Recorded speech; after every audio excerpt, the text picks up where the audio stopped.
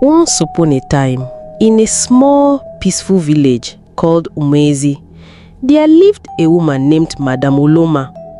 She was rich, beautiful, and known by everyone. Her house stood tall in the middle of the town. A big building with 5 flats for rent. People always said she was blessed. But Madam Uloma had a big dark secret. Behind her smells, behind her wrapper, behind the golden earrings and powder on her face, she was not ordinary. She was using mirrors. Not just any mirrors, but evil mirrors. Years ago, when Madam Uloma was only 21 years old, she fell in love with Obina.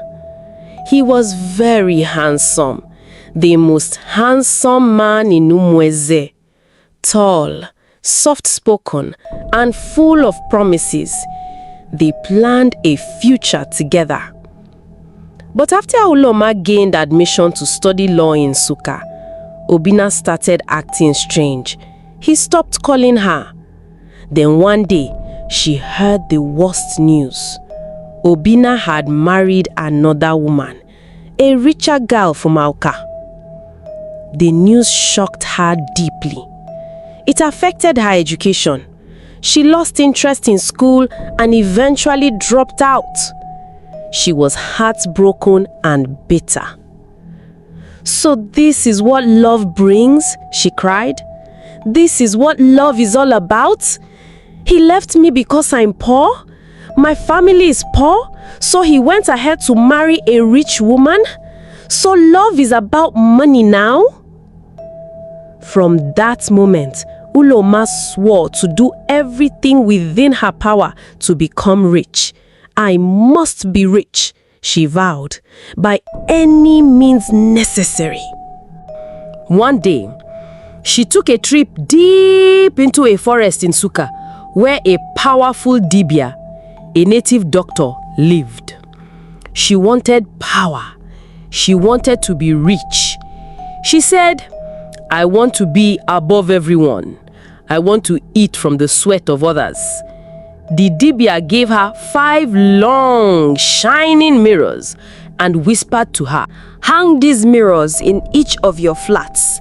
As your tenants rise, you will rise even higher, but when they fall, you will fly." Uloma nodded and left the forest with a wicked heart and a wicked smile. When Madam Uloma returned to Umweze, she rented out all her 5 flats to hard-working people, and in every flat, she placed one of the mirrors on the living room wall. At first, the tenants were happy. The rent was cheap. The environment was quiet, but soon, strange things began to happen.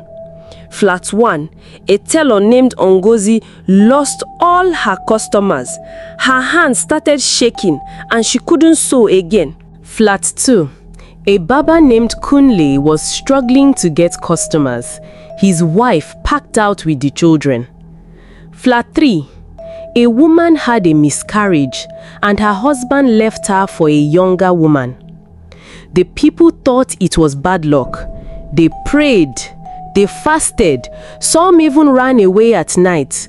But Madam Umama would sit in her big room, eating boiled corn and smiling.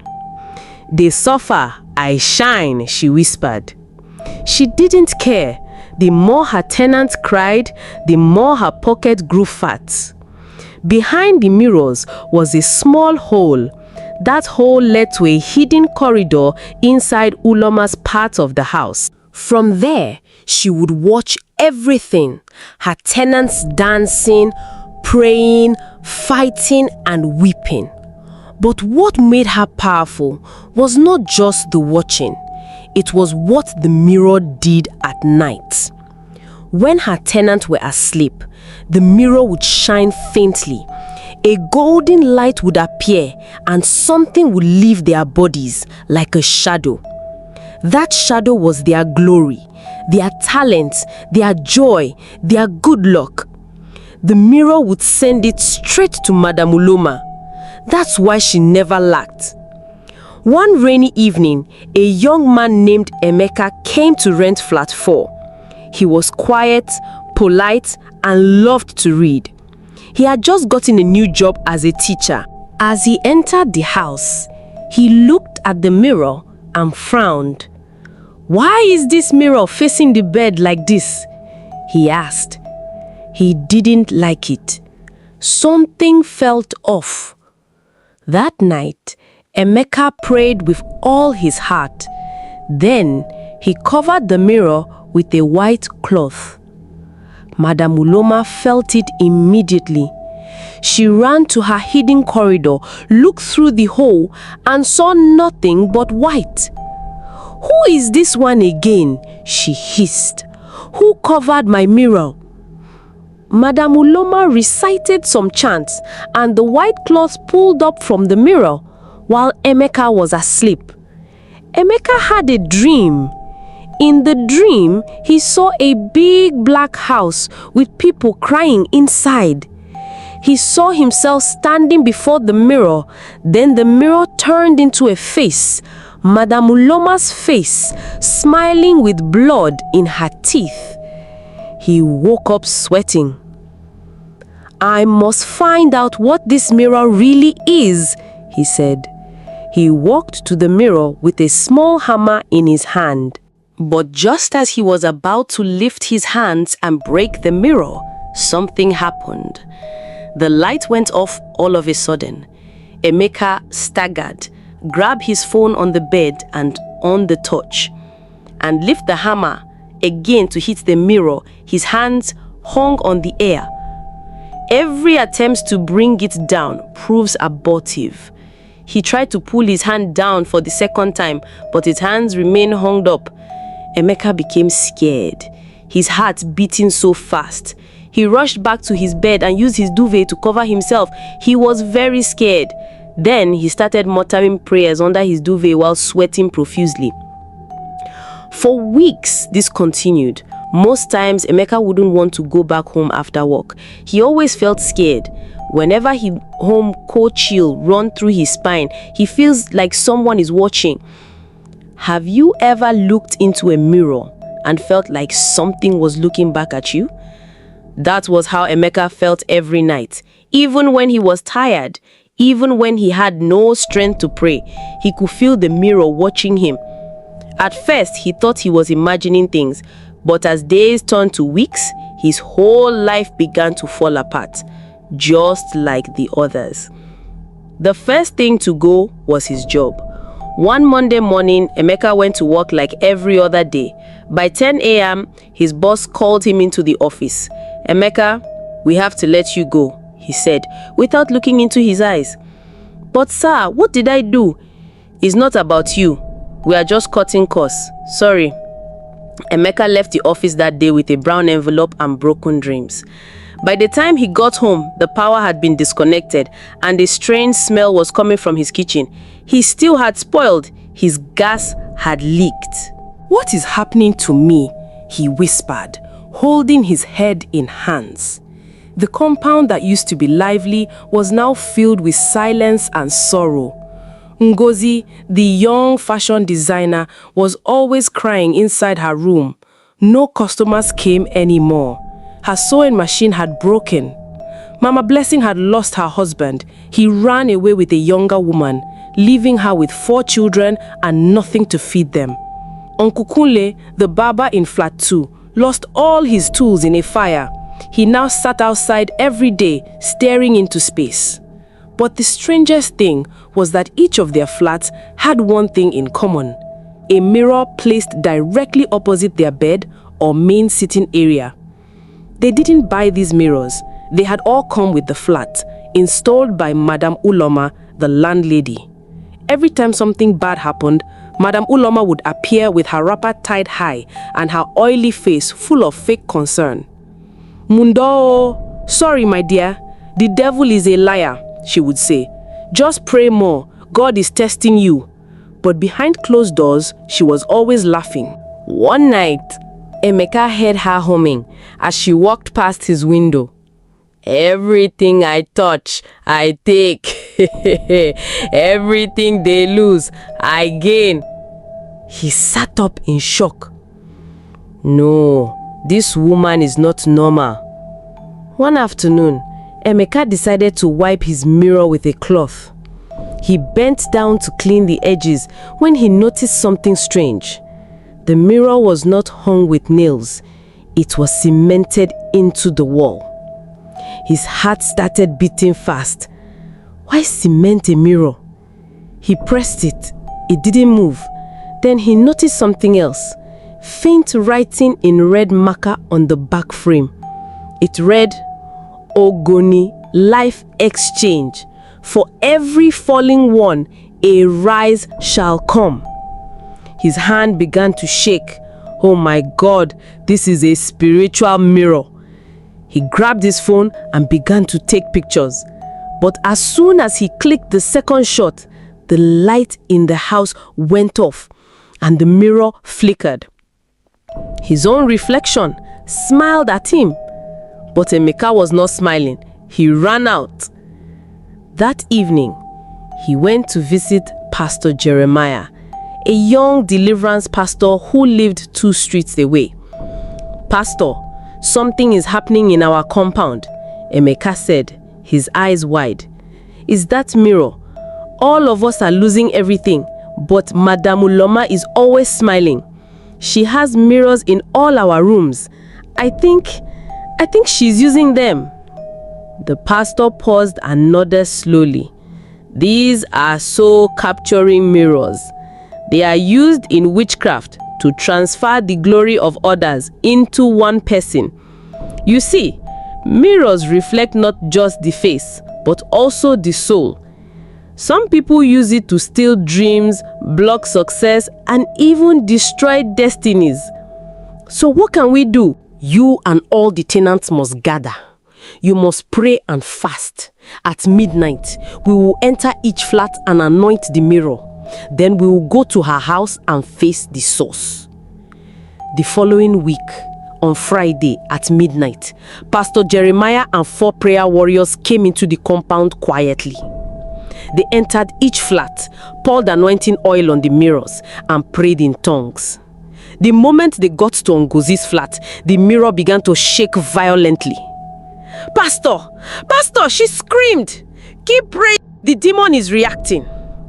In the landlady's own house, Madam Uloma suddenly woke up.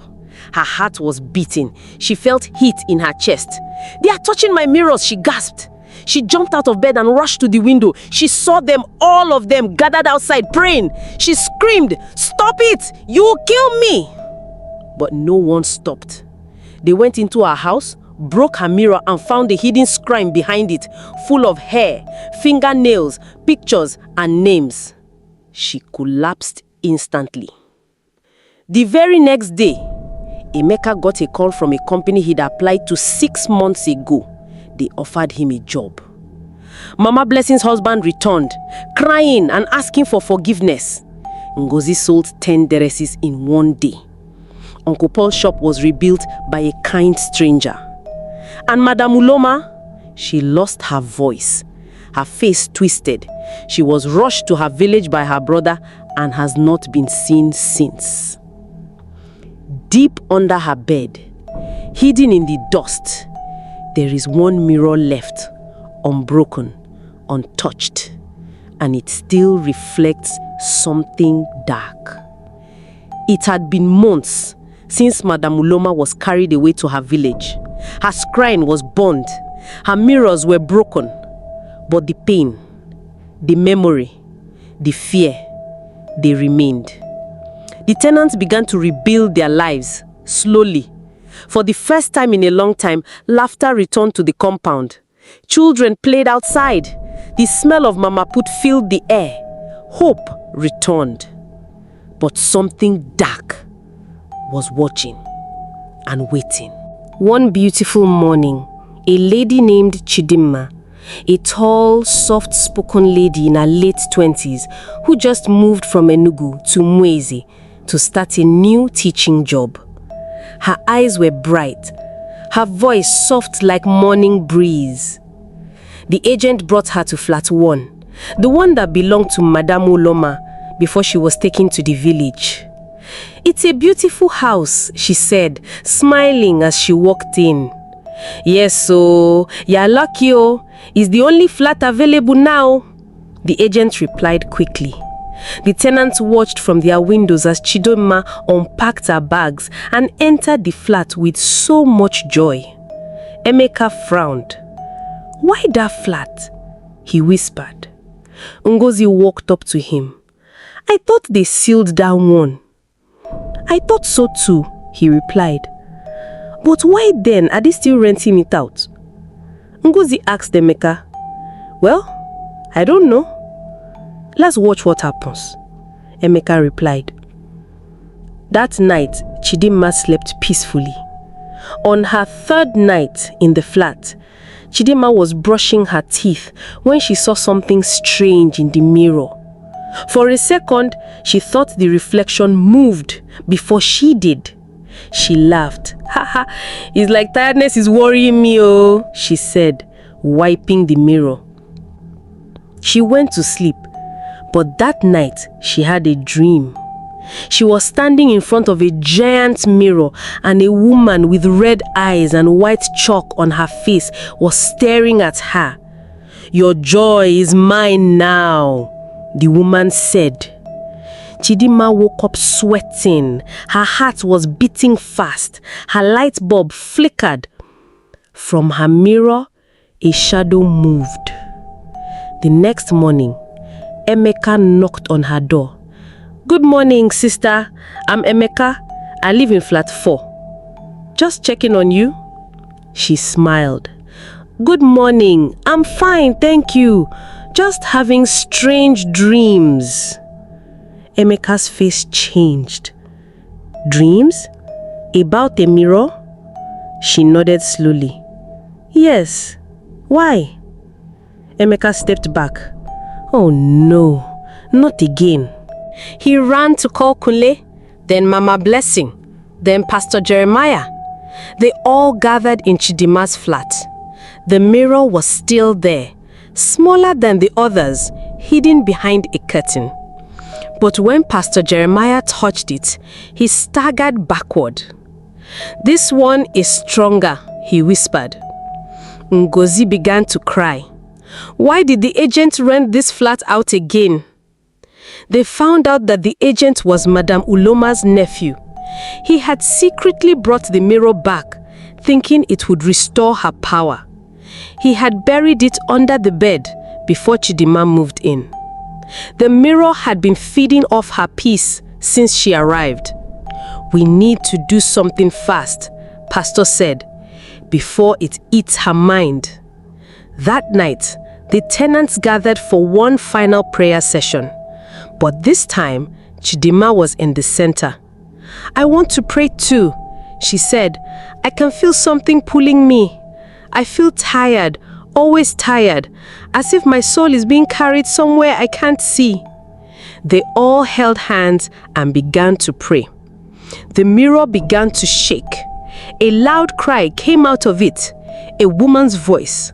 "Leave my mirror! It is mine! Their glory is mine!"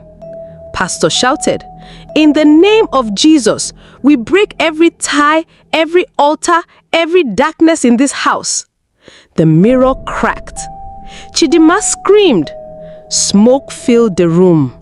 Then silence. The mirror fell to the floor and shattered into pieces. The smoke cleared, and for the first time, sunlight entered the flat. The next morning, Chidima danced barefoot around the compound. The darkness was gone. Her dreams were now peaceful. Her students at school loved her. She was full of joy. The other tenants continued their own lives. And as for the agent, he was arrested and taken to the police for questioning. Madame Uloma, she was never seen again. But before they threw the last piece of mirror away, Emeka picked up one sharp edge. On the back, it was written in red ink, "For those who seek the light, darkness will always try again." He threw it into the bush and ran away. Many years ago, before Uloma became Madam Uloma, the wicked landlady, she was simply Uloma Nwokoye, a beautiful young woman with dreams bigger than Nweze village. She was brilliant, sharp, full of life. Her father, Papa Onwodiegun, was a herbalist, and her mother was a trader. Life was simple, happy, peaceful. Uloma's dream was to become a lawyer. She wanted to fight for widows and the poor. She often said, "One day, people will hear my name and feel hope." But hope, sadly, does not last. At 21, Uloma fell in love with Obinna, the most handsome man in Nweze. He was tall, soft-spoken, and full of promises. They planned a future together. But after Uloma gained admission to study law in Nsukka, Obinna started acting strange. Letters stopped coming. Phone calls reduced. Until one day, she heard the worst news. Obinna had married another woman, a richer girl from Aoka. Uloma wept for 3 days without eating. Her heart broke. She dropped out of school. Her light dimmed. "So this is what love brings?" she asked her mother. "Not all love, my daughter, just the wrong ones," her mother replied. But Uloma had already made up her mind. "I will never be the fool again. I will make pain my strength." And so began her journey. Her father, the herbalist, noticed her change. He tried to guide her gently, but Uloma was hungry, not for food, but for power. She began to learn mirror scrying, the ancient art of using mirrors to watch people, collect their secrets, and spiritually influence their lives. At first, it was curiosity. Then, it became addiction. She learned how to trap people's joy in reflections, how to use smiles against them, and worst of all, how to feed her life with the energy of others. She smiled in public, but her heart, it had turned cold. When her father died, he warned her, "Uloma, don't walk this road forever. Power without love will eat you." She buried him without a tear. She built the house in Nweze after her mother passed. Each flat had one thing in common, a mirror blessed with her father's ancient chants. The more successful her tenants were, the more tired they became. Their jobs failed, their marriages crumbled, their children fell ill. And every time they suffered, Uloma's skin glowed, her laughter got louder, her clothes got finer. She didn't see it as wickedness. To her, it was survival. "Nobody gave me joy. I found my own," she would say. Until Chidinma came. Until Emeka rose. Until light fought back. After the mirror broke and the tenants reclaimed their joy, Uloma was taken to her father's old house. She began to speak to herself. "I see them. They are all watching me." She grew thin, fearful, lonely. One day, she ran into the village square screaming, "I see them. They took my mirrors. They took my power." Nobody touched her. Nobody pitied her. The girl who once shone like gold now slept on the floor of an abandoned hut, whispering to herself, "I only wanted to be seen." That was the last time anyone saw Uloma. Some say she died. But one thing was certain, her evil had ended. Chidinma's school flourished. Children filled the classrooms with laughter. Ngozi started a tailoring business that became popular. Emeka finally gained promotion at work and built a home of his own. Mama Blessing's son passed his exams and won a scholarship. Peace returned. The house was renamed Iferoma Court. Translation: goodness is beautiful. The old mirror room was turned into a prayer room, and every last Sunday of the month, the tenants gathered to share food, testimonies, and stories, especially for newcomers. So you won't fall like we once did, Emeka would say. Moral lesson: sometimes people hurt others because they never healed from their own pain. But hurting others to feed your emptiness never brings peace. It only grows your darkness. Even when life breaks you, choose healing, not harm. Choose love, not bitterness. Choose light, not mirrors. Because the joy you steal, one day will reflect back and burn you. Thank you so much for staying with me till the end of this story. I'd love to hear from you. Please leave a comment below and share what you've learned. If this story touched you or inspired you in any way, don't forget to like and share it with your loved ones. Stay blessed, and until I bring you another powerful and heart-touching story, God bless you.